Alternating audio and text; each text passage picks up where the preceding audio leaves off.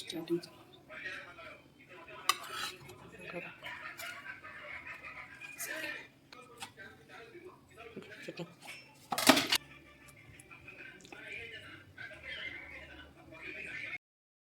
Hi ಎಲ್ಲರಿಗೂ welcome back to my YouTube channel.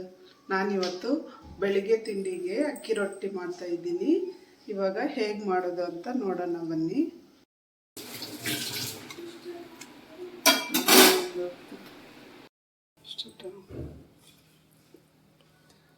ಸ್ವಲ್ಪ carrot, ಒಂದು ಸೌತೆಕಾಯಿನ ನಾನು ನೀಟಾಗಿ ಸಿಪ್ಪೆ ತೆಗೆದು ಈ ಥರ ತುರಿದು ಹಾಕ್ಕೊತಾ ಇದ್ದೀನಿ. ಮತ್ತು ಒಂದು ಹಿಡಿಯಷ್ಟು ಕೊತ್ತಂಬರಿ ಸೊಪ್ಪು,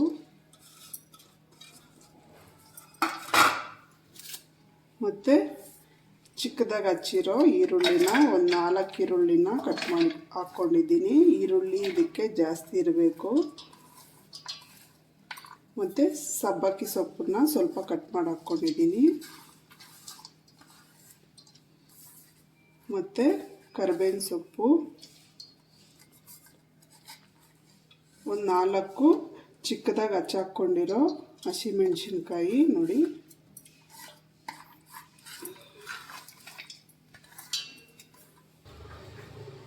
ರುಚಿಗೆ ತಕ್ಕಷ್ಟು ಉಪ್ಪು, 1 ಸ್ಪೂನಷ್ಟು ಜೀರಿಗೆ ಹಾಕ್ಕೊತಾ ಇದ್ದೀನಿ. ಇವಾಗ ಇದೆಲ್ಲ ನೀಟಾಗಿ ಮಿಕ್ಸ್ ಮಾಡ್ಕೋಬೇಕು. ನಾವು ಇವಾಗ ಮಿಕ್ಸ್ ಮಾಡಬೇಕೆಲ್ಲ. ಹಿಟ್ಟು ಹಾಕಿದ್ಮೇಲೆ ಮಿಕ್ಸ್ ಮಾಡಿದ್ರೆ ಉಪ್ಪೆಲ್ಲ ಈ ತರಕಾರಿಗೆಲ್ಲ ಚೆನ್ನಾಗಿ ಇಟ್ಕೊಳ್ಳಲ್ಲ. ಹಾಗಾಗಿ ಇವಾಗ ನೀಟಾಗಿ ಮಿಕ್ಸ್ ಮಾಡ್ಕೋಬೇಕು.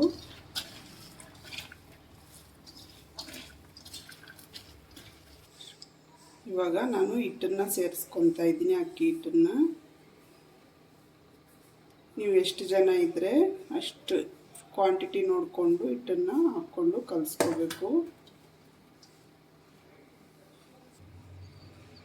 ನೋಡಿ, ಈ ರೀತಿ ಹಿಟ್ಟನ್ನು ಹಾಕಿ ಎಲ್ಲ ಮಿಕ್ಸ್ ಆದಮೇಲೆ ಮತ್ತೆ ನೀರು ಹಾಕ್ಕೊಂಡು ನಾವು ಕಲಿಸ್ಕೋಬೇಕು. ಯಾಕಂದರೆ ಸೌತೆಕಾಯಿ ಹಾಕಿರೋದ್ರಿಂದ ನೀರಿನ ಅಂಶ ಜಾಸ್ತಿ ಇರುತ್ತೆ. ಹಂಗಾಗಿ ನೋಡಿಕೊಂಡು ನೀರು ಹಾಕ್ಕೊಂಡು ಕಲಿಸ್ಕೋಬೇಕು.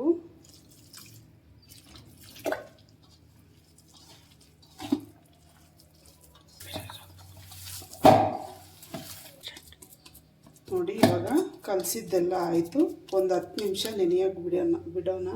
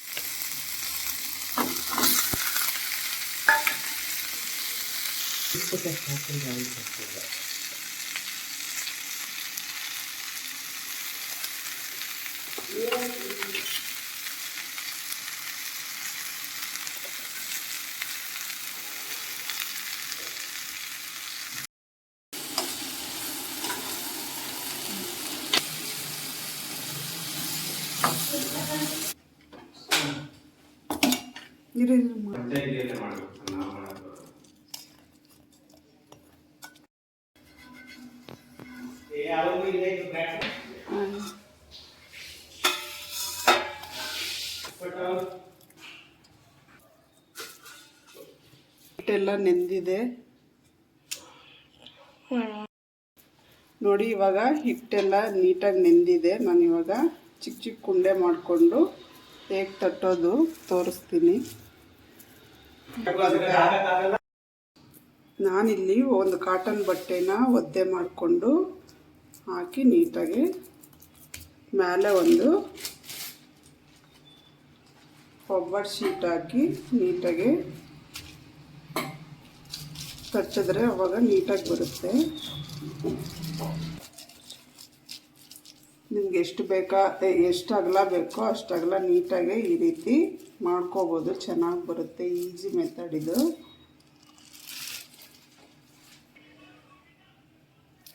ಈ ರೀತಿ ಎತ್ತಿ ಹಾಕ್ಕೊಳ್ಳೋದಕ್ಕೆ ತುಂಬಾ ಸುಲಭ ಮಾಡೋದು.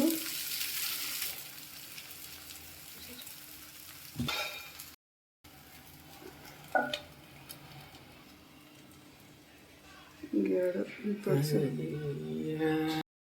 ನೋಡಿ ನಿಮ್ಗೆ ಬೇಗ ಆಗಬೇಕಂದ್ರೆ ಈ ರೀತಿ 2 ಕಡೆ 2 ಹೆಂಚಿಕ್ಕೊಳ್ಳಿ.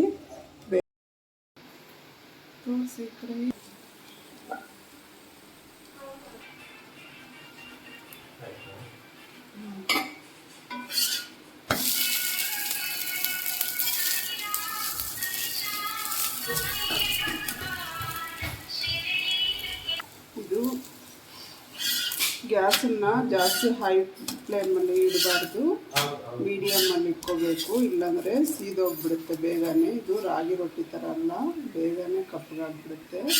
ಹಾಗಾಗಿ ಚಿಕ್ಕ ಉರಿನಲ್ಲೇ ಇಟ್ಕೊಂಡು ಬೇಯಿಸ್ಕೋಬೇಕು ಚೆನ್ನಾಗಿ. ನೋಡಿ ಇವಾಗ ರೆಡಿ ಆಯಿತು.